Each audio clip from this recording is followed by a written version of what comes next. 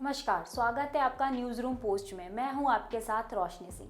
केंद्र सरकार की सेनाओं को लेकर लिए गए ऐतिहासिक निर्णय अग्निपथ योजना को युवाओं का भरपूर समर्थन मिल रहा है। ऐसे में अग्निपथ योजना के तहत सेना में शामिल हुए अग्निवीरों के कल्याण के लिए केंद्र सरकार भी प्रतिबद्ध है। एक बड़े फैसले के तहत अग्निपथ योजना के अंतर्गत सेनाओं में 4 साल की सेवा देने के बाद अग्निवीरों को कॉर्पोरेट कंपनियों में अलग से आरक्षण मिलेगा। इसके लिए रक्षा मंत्रालय ने भारतीय रक्षा उद्योग के साथ बातचीत की है ताकि कॉर्पोरेट भर्ती योजना के तहत पूर्व अग्निवीरों के लिए रोजगार के अवसर तलाशे जा सके। हालांकि इससे पहले की सरकार ने रक्षा मंत्रालय से जुड़ी नौकरियों में 10% आरक्षण लागू किया है, जिसमें भारतीय तट रक्षक बल समेत 16 रक्षा सार्वजनिक क्षेत्र के उपक्रम हैं। केंद्र सरकार ने तीनों सेनाओं में कमीशन अधिकारियों के पद से नीचे के लिए सैनिकों की भर्ती के लिए 16 जून को अग्निपथ योजना शुरू की थी। इस योजना के तहत सेना में शामिल होने वाले जवानों को अग्निवीर के नाम से जाना जाएगा। 4 वर्ष की सेवा के पश्चात 25% अग्निवीरों को उनकी कुशलता के आधार पर अस्थायी किया जाएगा। स्थायी कैडर का हिस्सा बन जाने के पश्चात अग्निवीरों को बाकी जवानों की तरह ही पेंशन और अन्य सुविधाएं मुहैया कराई जाएंगी।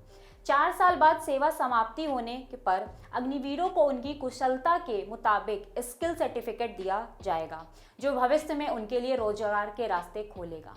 सरकार ने पहले ही रक्षा मंत्रालय से जुड़ी नौकरियों में 10% आरक्षण लागू किया, जिसमें भारतीय तट रक्षक बल समेत 16 रक्षा सार्वजनिक क्षेत्र के उपक्रम हैं।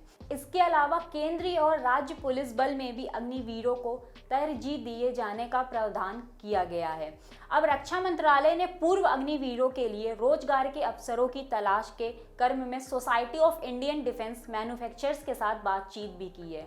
भारतीय कंपनी की कॉर्पोरेट भर्ती योजना के तहत बातचीत सत्र की अध्यक्षता रक्षा सचिव गिरिधर अरमाने ने की है। इस चर्चा में L&T, Adani defence limited, Tata advance system limited, Ashok Leyland सहित अन्य प्रमुख भारतीय रक्षा उद्योगों के वरिष्ठ अधिकारियों ने भी भाग लिया।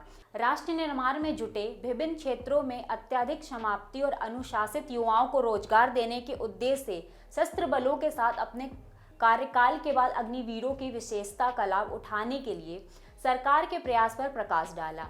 कंपनियों के वरिष्ठ अधिकारियों ने सरकार से इस प्रयास में अपना निरंतर समर्थन देने की प्रतिबद्धता जताई। साथ ही आश्वासन दिया गया है कि कौशल क्षमता के आधार पर अग्निवीरों को नौकरी देने के लिए भर्ती नीतियों पर उपयोग प्रावधान किए जाएंगे।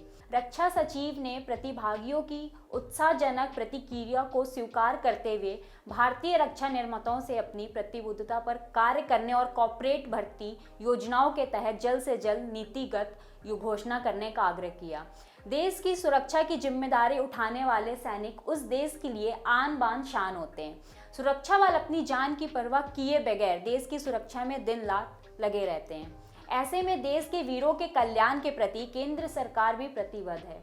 केंद्र सरकार द्वारा उनके कल्याण के लिए किए गए पहलों में भारत के वीर पोर्टल भी शामिल है, जिसे केंद्रीय सशस्त्र पुलिस बलों के अधिकारियों और जवानों के कल्याण के लिए लॉन्च किया गया था। साथ ही एक अन्य पहल में सरकार ने भूतपूर्व सैनिकों ESM के तैनात संस्थानों को दी जाने वाली वित्तीय सहायता को 1,000 रुपए से बढ़ाकर 3,000 रुपए प्रति माह करने को मंजूरी दी है। अगर आपको वीडियो हमारा पसंद आया हो तो लाइक करें, कमेंट करें और शेयर ज़रूर करें। अगर आपने हमारे चैनल को सब्सक्राइब नहीं किया हो तो सब्सक्राइब करें।